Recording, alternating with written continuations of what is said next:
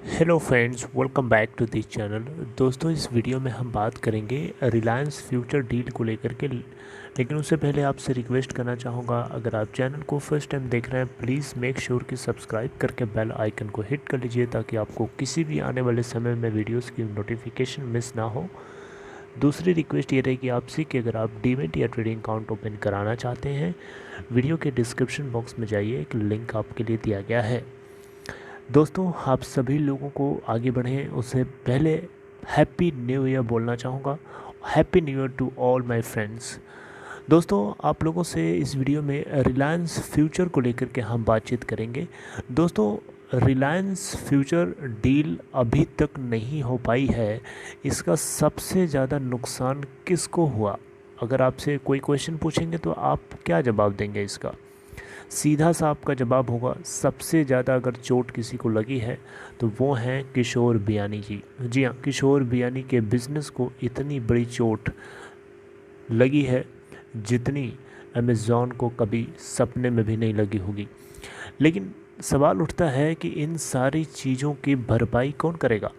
देखिए, अगर मान लीजिए कुछ सेकंड्स के लिए कि अगर अमेज़ॉन हार जाता है, कंपटीशन कमीशन ऑफ इंडिया, जो कि अमेज़ॉन को अप्रूवल दिया था 2019 के अंदर कि फ्यूचर कूपन के अंदर वो 49% की हिस्सेदारी एक्वायर कर लिया है, लेकिन अब उसी अप्रूवल को सस्पेंशन में डाल करके इन्वेस्टिगेशन, डीप इन्वेस्टिगेशन चल रही है। और मान लीजिए किसी तरीके से अमेज़ॉन यहाँ पे गलत साबित हो जाता है, क्योंकि देखिए बातों बातों में तो लोगों ने इसको गलत साबित कर दिया है, इवन प्रूफ भी दिखा दिया है। ईमेल के एक्सट्रैक्ट को दिखाते हुए कि फ्यूचर रिटेल के अंदर इंटेंशन था अमेज़ॉन का कंट्रोल पाना, लेकिन वो डायरेक्टली नहीं कर सकता तो उसको इनडायरेक्टली करने का एक मौका मिला जो उसने नहीं छोड़ा। तो कंपटीशन कमीशन ऑफ इंडिया इसी चीज़ को फैक्ट के रूप में प्रूफ करके दिखाना चाहता है। अगर मान लीजिए कि सही साबित हो जाता है सीसीआई, उस केस में अमेज़ॉन को हर हाल में अपना यहाँ से छोड़ छाड़ के भागना पड़ेगा। लेकिन अब सवाल उठता है कि ऐसे थोड़े भागने दिया जाएगा। सवाल उठता है कि फ्यूचर ग्रुप का इतने दिनों से जो नुकसान हुआ, जो कर्जा बढ़ा है, जो जो जो जो इनके बिजनेस को चोट लगी है, उसका क्या होगा? उसकी कौन भरपाई करेगा? ये बात मुझे अभी तक समझ में नहीं आई कि क्या होगा इसका। आप लोगों में से कमेंट बॉक्स में कोई अगर बताए तो बहुत ही अप्रिशिएबल होगा। दोस्तों, मुझे लगता है कि 200 करोड़ रुपए का जो फ़ाइन लगाया गया है अमेज़ॉन के ऊपर कंपटीशन कमीशन ऑफ इंडिया से, ये कुछ भी नहीं है, इससे कुछ नहीं होगा। 200 करोड़ की जगह बहुत ज़्यादा इनके ऊपर पेनल्टी इसलिए लगाई जानी चाहिए क्योंकि फ्यूचर ग्रुप को इन्होंने जिस तरीके से रगड़ा है, जिस तरीके से इन्होंने घसीटा है कानून की जाल में, कानून के रोड पे, वो उसका दर्द हमें फ्यूचर ग्रुप के किशोर बियानी जी को बहुत अच्छे से पता है। 30 साल से मेहनत करके उन्होंने किसी तरीके से अपनी ब्रांड को खड़ा किया। अब कोविड-19 जैसी बीमारी आकर के उनके बिज़नेस को चौपट कर जाती है, तो उसमें किशोर बियानी जी की कोई गलती नहीं है। गलती है तो चाइना की है। चाइना को जा कर के मारो, चाइना से बदला लो, चाइना के बिज़नेस को तबाह करो। हमारे देश के बिज़नेस को क्यों तबाह कर रहे हो? हमारे लोगों को क्यों तबाह कर रहे हो? Kishore Biyani future group Indian company है, इंडियन है, हम लोग इंडियन हैं, वी आर ऑल इंडियन। तो जो कुछ होगा इंडिया को नुकसान होगा।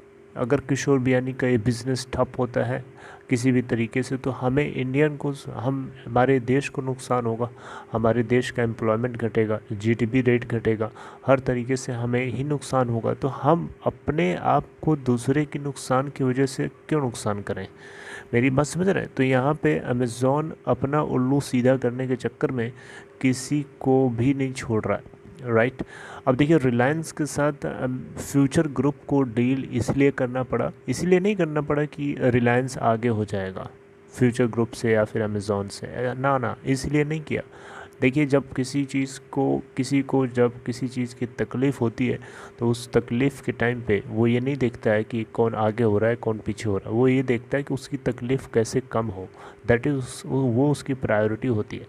यहाँ पे फ्यूचर ग्रुप के किशोर बियानी की प्रायोरिटी है अपनी कंपनीज के को डूबते हुए से बचाना, और उसके लिए अमेज़ॉन की जो शिप है, अमेज़ॉन की जो जो रिलायंस की जो नैया है, जो नाव है, वो उसी के ऊपर भरोसा कर रहे हैं जिसकी उम्मीद थी उनको, और उसी नाव को और घसीटने में लगा हुआ है अमेज़ॉन। राइट, अमेज़ॉन ने अपनी नैया या अपनी नाव तो नहीं दिया इनके इस डूबते हुए शिप को, डूबते हुए बिजनेस को बचाने के लिए, और जिससे भरोसा है उसकी भी नाव को के ऊपर नहीं चढ़ने दे रहा है। तो मुझे लगता है कि ये जो नुकसान हुआ है एट टॉप से लेके बॉटम तक, इंडिया से लेकर सिंगापुर तक का जितना भी डिले करने में नुकसान हुआ है, इन सारी चीज़ों की भरपाई अमेज़ॉन को करनी चाहिए, और ये अथॉरिटीज़ को क्वेश्चन उठाना चाहिए अगर कंपटीशन कमीशन ऑफ इंडिया किसी भी तरीके से अमेज़ॉन को रॉन्ग प्रूफ कर देता है। तो आपका क्या ख्याल है कमेंट बॉक्स में बताइए दोस्तों। आगे कोई अपडेट आएगी इससे जुड़ी हुई, हम उसको ज़रूर डिस्कस करेंगे और हम लोग बातचीत करते रहेंगे इसके ऊपर। Take care.